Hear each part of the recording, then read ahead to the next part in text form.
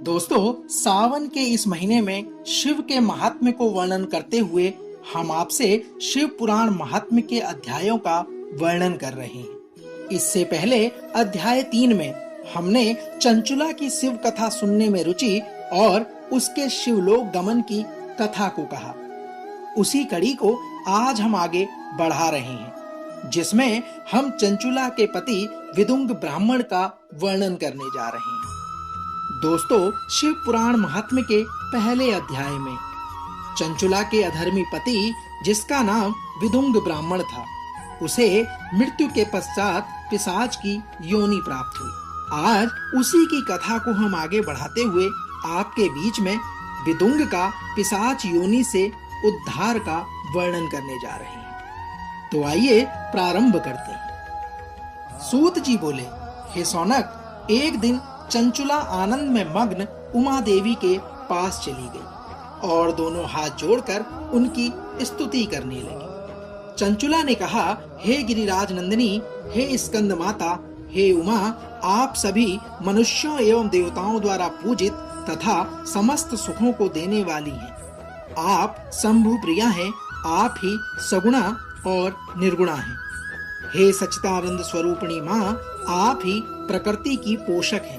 हे माता, आप ही संसार की सृष्टि, पालन और संहार करने वाली हैं। आप ही ब्रह्मा, विष्णु और महेश को उत्तम प्रतिष्ठा दिलाने वाली शक्ति हैं। सूत जी कहते हैं, हे सौनक, सद्गति प्राप्त चंचुला इस प्रकार देवी की स्तुति कर शांत हो गई। उसकी आंखों में प्रेम के आंसू उमड़ आए। तब शंकर प्रिया भक्त वत्सला उमा देवी ने बड़े प्रेम से चंचुला को चुप कराते हुए कहा, सखी चंचुला, मैं तुम्हारी स्तुति से प्रसन्न हूँ। बोलो, क्या वर चाहती हो? देवी के इस प्रकार वचन कहने पर चंचुला ने कहा, हे गिरिराज कुमारी, मेरे पति विदुंग इस समय कहाँ हैं? उनकी कैसी स्थिति है? मुझे बताइए और कुछ उपाय कीजिए ताकि हम फिर से मिल सकें। हे महादेवी, मेरे पति एक शूद्र जाति वैश्या के प्रति आसक्त थे और पाप में ही डूबे रहते थे।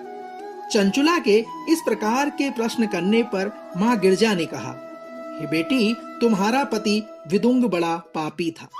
उसका अंत बड़ा भयानक हुआ था।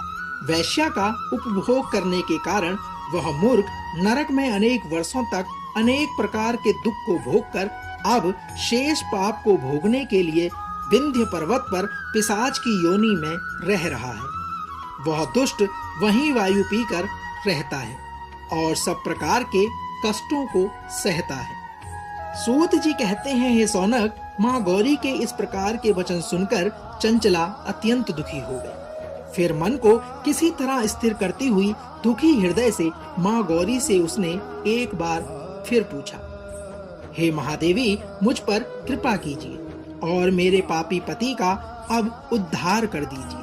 कृपया करके मुझे वह उपाय बताइए जिससे मेरे पति को उत्तम गति प्राप्त हो सके।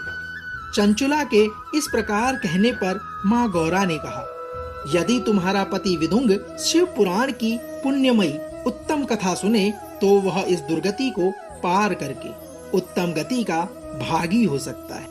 हे सौनक जी, अमृत के समान मधुर गौरी देवी का यह वचन सुनकर चंचुला ने दोनों हाथ जोड़कर मस्तक झुकाकर उन्हें बारंबार प्रणाम किया तथा प्रार्थना की कि मेरे पति को शिव पुराण सुनाने की व्यवस्था कीजिए।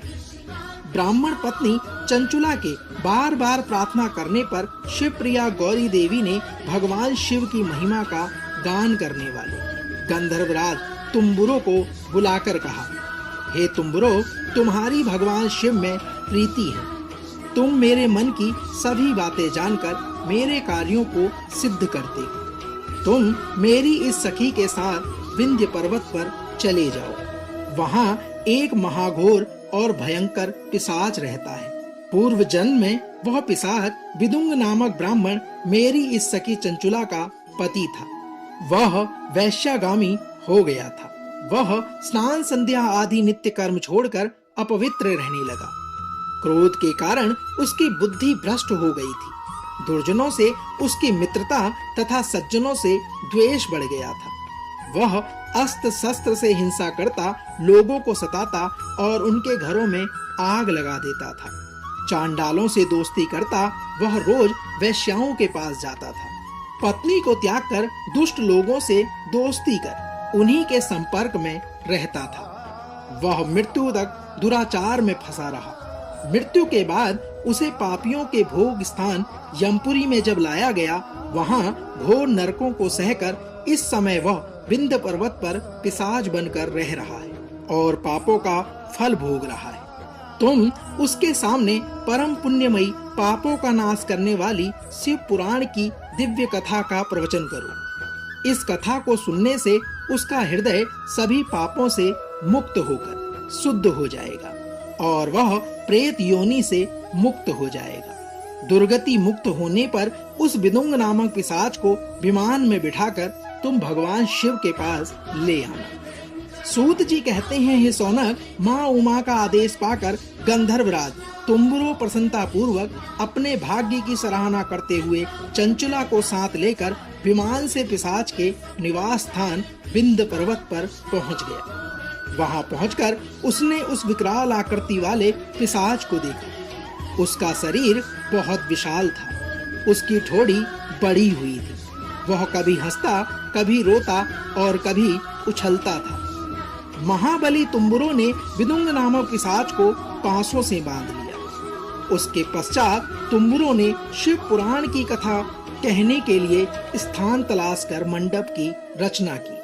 शीघ्र ही इस बात का पता लोगों को चल गया कि एक पिशाच के उद्धार हेतु देवी पार्वती की आज्ञा से तुम्बुरो शिव पुराण की अमृत कथा सुनाने विंध्य पर्वत पर आए हुए हैं।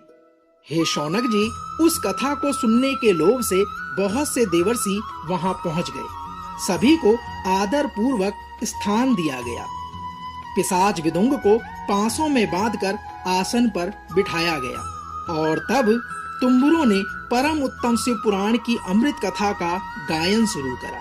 उसने पहली विद्येश्वर संहिता से लेकर 7वीं वायु संहिता तक शिव पुराण की कथा का स्पष्ट वर्णन किया। हे मुने, 7 संहिताओं सहित शिव पुराण को सुनकर सभी श्रोता कृतार्थ हो गए। परम पुण्यमय शिव पुराण को सुनकर पिशाच सभी पापों से मुक्त हो गया और उसने पिशाच के शरीर का त्याग कर दिया। शीघ्र ही उसका रूप दिव्य हो गया और उसका शरीर गौर वर्ण का हो गया। शरीर पर श्वेत वस्त्र एवं पुरुषों के आभूषण भी आ गए। हे मुने, इस प्रकार दिव्य देहधारी होकर विदुंग अपनी पत्नी चंचुला के साथ स्वयं भी भगवान शिव का गुणगान करने लगा। उसे इस दिव्य रूप में देखकर सभी को बहुत आश्चर्य हुआ। उसका मन परम आनंद से परिपूर्ण हो गया था। सूत जी आगे कहते हैं, हे सौनक जी, सभी भगवान महेश्वर के अद्भुत चरित्र को सुनकर कृतार्थ हो गए और उनका योगासन करते हुए अपने अपने धाम को चले गए। विदुंग भी अपनी पत्नी चंचुला के साथ विमान में बैठकर शिवपुरी की ओर चल दिया और महेश्वर के गुणों का गायन करते हुए विदुंग अपनी पत्नी चंचुला व तुम्बुरो के साथ शीघ्र ही शिवधाम पहुंच गया, जहां भगवान शिव व माता पार्वती ने उसे अपना पार्षद बना लिया। दोनों पति पत्नी सुखपूर्वक भगवान महेश्वर एवं देवी गौरी के श्री चरणों में अविचल निवास पाकर धन्य हो गए। दोस्तों, तो यह था शिव पुराण महात्म्य के 4थे अध्याय का सार, जिसमें शिव पुराण के महात्म्य से अधर्मी विदुंग ब्राह्मण जो पिशाच योनि से भगवान शिव की भक्ति करता हुआ शिव धाम को प्राप्त हुआ। कल शिव पुराण महात्म्य के 5वें अध्याय के वर्णन को लेकर एक बार पुनः आपसे होगी मुलाकात।